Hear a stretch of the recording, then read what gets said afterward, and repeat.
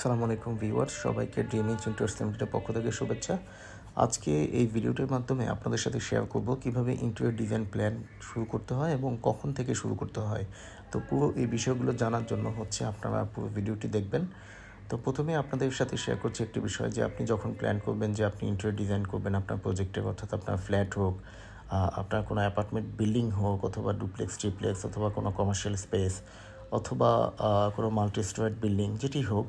তো আপনার কাছে যখন প্রথমে লেআউট থাকবে তখন থেকে আপনি প্রথমে স্পেস প্ল্যানের মাধ্যমে ব্রিক লেআউট করে নিতে পারেন, অথবা আপনার অলরেডি ফ্লো হয়ে গিয়েছে, অর্থাৎ আপনার যে স্ট্রাকচারাল এবং আর্কিটেকচারাল ড্রয়িং অনুযায়ী আপনার জাস্ট ফ্লোরটা হয়েছে শুধু, কিন্তু কোনো ব্রিকওয়াল এখন পর্যন্ত গাঁথা হয়নি। ঠিক সেরকম সময়টাতে সব থেকে বেটার হলো ইন্টেরিয়র ডিজাইনার অথবা আর্কিটেক্টের পরামর্শের মাধ্যমে, অর্থাৎ কনসালটেন্সির মাধ্যমে আপনি প্রথমে আপনার যে ফ্লোরটা হয়েছে সেই ফ্লোর অনুযায়ী স্পেস প্ল্যান করুন। স্পেস প্ল্যানটা ডিপেন্ড করে আপনি কোথায় কোথায় কী কী ধরনের কাজ করাতে চান সেটা সাপেক্ষে, যেটাকে আমরা ফার্নিচার প্ল্যান বলি। তো এই ফার্নিচার প্ল্যানটা হয়ে যাবার পরে আপনি ফার্নিচার প্ল্যান অনুযায়ী একটি ব্রিক লেআউট ডিটেলস করবেন এবং যেটা দিয়ে আপনি ব্রিকওয়াল গেঁথে ফেলবেন। তো এটি ইন্টেরিয়র ডিজাইনের সব থেকে গুরুত্বপূর্ণ একটি ধাপ। বিকজ অফ এই কাজটি যদি আপনি সঠিকভাবে করতে পারেন তাহলে কিন্তু আপনার বাসা ফাংশনাল করা সম্ভব হবে এবং সেখানে কোনো রকম কোনো স্পেস নষ্ট হওয়ার কোনো সম্ভাবনা নেই। এরপরে আপনি যে স্পেস প্ল্যানটি করেছেন সেই স্পেস প্ল্যান অনুযায়ী আপনাকে একটি কালার স্কিম সিলেক্ট করে, অর্থাৎ আপনি আপনার বাসার ডিজাইনটা কোন কালারে দেখতে চান সেই কালার স্কিমটি সিলেক্ট করে এবং ডিজাইন প্যাটার্ন সিলেক্ট করতে হবে, অর্থাৎ আপনি কী ধরনের ডিজাইন আপনার বাসায় এক্সপেক্ট করছেন এবং আপনার বাসাটি দেখতে কেমন চাচ্ছেন। তো এই যে একটি কালার স্কিম, এই টোটাল থিমটির উপরে কিন্তু প্রথমে আপনার বাসাটির 3D ডিজাইন করতে হয়। তো 3D ডিজাইন করার কয়েকটি উদ্দেশ্য আছে। ফার্স্ট অফ অল, আপনি ইন্টেরিয়র এক্সিকিউশন অর্থাৎ কাজ করার আগেই কিন্তু আপনি দেখতে পাচ্ছেন যে আপনি যে স্পেস প্ল্যানের মাধ্যমে আপনি যে 3D ডিজাইনটি করে ফেললেন, তো এই 3D ডিজাইনটি করলে আপনার বাসাটার লুক কেমন হবে, বাসাটি দেখতে কেমন হচ্ছে, বাসাটির ডিজাইন প্যাটার্ন অর্থাৎ কেমন ডিজাইনে অর্থাৎ আপনার বাসাটি হবে। পাশাপাশি এখানে যে কালার কম্বিনেশন, সেই কালার কম্বিনেশনটা আপনার কতটুকু এক্সপেক্টেড এসেছে, সেখানে কোনো চেঞ্জেস মডিফিকেশন লাগবে কিনা। অ্যান্ড ফাইনালি এই ডিজাইনটি রিফাইন করতে হয়, অর্থাৎ ইনিশিয়াল স্টেজে ডিজাইনটি তৈরি হবার পরে আপনাকে প্ল্যান করতে হবে যে আপনি যে ডিজাইনটি আপনার বাসার জন্য ইন্টেরিয়র ডিজাইনার অথবা আর্কিটেক্টের সমন্বয়ে আপনি যে বাসাটি ডিজাইন করেছেন, 3D ডিজাইন করেছেন, সেটি আপনার কতটুকু এক্সপেক্টেড এসেছে এবং এই ডিজাইনে কোথাও কোনো মডিফিকেশন এবং চেঞ্জেস করার প্রয়োজন আছে কিনা। যদি মনে হয় যে হ্যাঁ, এই ডিজাইনটি যেটি করেছি সেটাই হবে প্রজেক্টের ফাইনাল ডিজাইন, আদার দেন যদি কোথাও চেঞ্জেস মডিফিকেশন করতে হয় সেটা কমপ্লিশন হওয়ার পরে আপনাকে প্রথমে এই 3D ডিজাইন বেসড একটি ইলেকট্রিক্যাল প্ল্যান করতে হবে।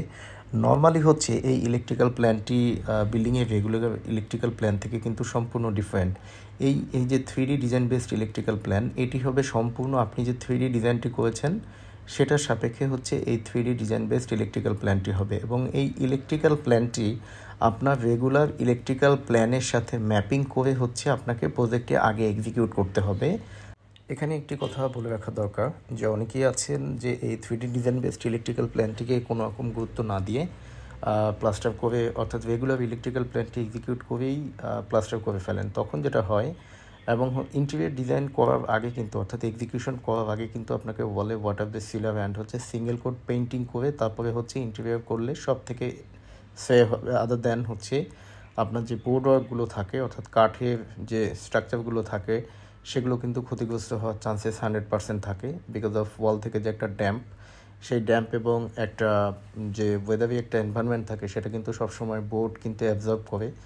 তো যে কারণে আপনাকে ওয়ালে water base sealer and painting করেই কিন্তু কাজ শুরু করতে হবে। কিন্তু যেটা হয় ম্যাক্সিমাম ক্ষেত্রেই ইলেকট্রিক্যাল অর্থাৎ 3D ডিজাইন বেসড ইলেকট্রিক্যাল প্ল্যানটি এক্সিকিউট না করেই কিন্তু প্লাস্টার করে ফেলেন। তখন যেটা হয়, ইন্টেরিয়র এক্সিকিউশন করার সময় কিন্তু ওয়াল কাটাকাটি করতে হয় এবং সেই ওয়াল কাটাকাটি প্রায় 1.5 থেকে 2 ইঞ্চির মতো ওয়াল কাটাকাটি করে কিন্তু তারপরে সেখানে ফ্লেক্সিবল পিভিসি পাইপ ইনস্টল করে কিন্তু কেবলমাত্র সেখান থেকে কিন্তু ইলেকট্রিক্যাল কেবলগুলো এক্সটেনশন করতে হয়। কিন্তু এক্ষেত্রে আরও একটি বিষয় থাকে, অনেকে কাঠ এবং বোর্ডের পেছন থেকে শুধুমাত্র কেবলগুলো এক্সটেন্ড করে, যেগুলো আসলে একদমই উচিত নয়। কারণ এখানে একটি ফায়ার হাজার্ড হতে পারে।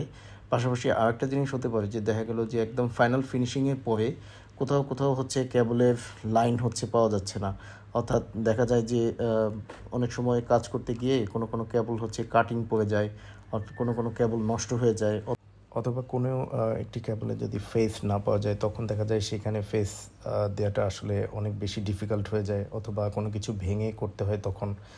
এবং এটি যদি ডোকু ফিনিশিং হয়ে থাকে তখন দেখা যায় যে সেই পুরো ডোকুতে আসলে আবার নতুন করে রিটাচ করতে হয়। তো এটি আসলে খুবই অসম্ভব একটি কাজ। তো যে কারণে হচ্ছে ফুটফুল ওয়েতে ইন্টেরিয়র ডিজাইন করার একটাই হচ্ছে ওয়ে, ফার্স্ট অফ অল হচ্ছে পুরো স্পেসের প্ল্যান করে স্পেস প্ল্যান অনুযায়ী ব্রিক লেআউট করে ফেলা, ব্রিক ওয়াল গেঁথে ফেলা, দেন তারপরে হচ্ছে এই সময়ের মধ্যে হচ্ছে 3D ডিজাইনটি কমপ্লিশন করে ফেলা, এবং 3D ডিজাইন কমপ্লিট হয়ে যাওয়ার পরে 3D design based electrical plan করা, যে ইলেকট্রিক্যাল প্ল্যানটি রেগুলার ইলেকট্রিক্যাল প্ল্যানের সাথে ম্যাপিং করে অর্থাৎ আপনার প্রজেক্টে এক্সিকিউট করা। তারপরে হচ্ছে আপনার যে প্ল্যাম্বিং লাইনগুলো আছে সেই লাইনগুলো হচ্ছে এক্সিকিউট করা, অর্থাৎ প্ল্যাম্বিং পিভিসি পাইপগুলো ইনস্টল করা। এরপরে হচ্ছে আপনাকে যেটা করতে হবে যে আপনার ওয়ালে যে জায়গাগুলোতে হচ্ছে টাইলসের ডিজাইন রয়েছে সেই অনুযায়ী টাইলস মেজার করে টাইলস ইনস্টল করা, তার ফ্লোরে টাইলসগুলো ইনস্টল করা, অ্যান্ড ফাইনালি হচ্ছে ওয়ালে সিঙ্গেল কোট প্লাস্টিক পেইন্ট করতে হবে। তার আগে পেইন্ট করার যে নিয়মাবলী আছে সেই নিয়ম অনুযায়ী পেইন্ট করতে হবে, এবং তখনই শুধুমাত্র আপনার প্রজেক্টটি ইন্টেরিয়র এক্সিকিউশনের জন্য রেডি হবে। চলুন এবার আপনাদের সাথে শেয়ার করছি প্রথমে যখন প্রজেক্টে আমরা ভিজিট করেছিলাম তখন প্রজেক্টের কী অবস্থা ছিল, এবং 3D ডিজাইন করার পরে আমরা 3D ডিজাইন বেসড ইলেকট্রিক্যাল প্ল্যানটি কীভাবে এক্সিকিউট করেছি সেটি শেয়ার করছি। এখানে একটি কথা বলে রাখতে হবে, সেটা হলো যে এই প্রজেক্টে যখন ভিজিট করেছি তখন অলরেডি প্রজেক্টে প্লাস্টার এভরিথিং সব কিছু কমপ্লিট হয়ে গিয়েছিল।